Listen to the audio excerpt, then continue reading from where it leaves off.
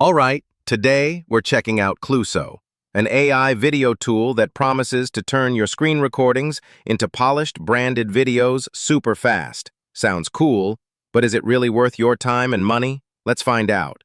First impressions, the website looks clean and modern. The interface is simple enough that even beginners can jump right in. That's a big plus in the AI video space, which can often be intimidating. So I uploaded a sample screen recording, and Cluso started analyzing it immediately. It removes all the ums, likes, and awkward pauses automatically, which is actually pretty impressive. That alone saves hours of manual editing. They've got a solid selection of AI voices that sound surprisingly natural, not the usual robotic stuff you might expect. You can also tweak the tone to match your style, which is great for branding. But here's where it gets tricky. The auto zoom and captioning features are cool, but they aren't perfect.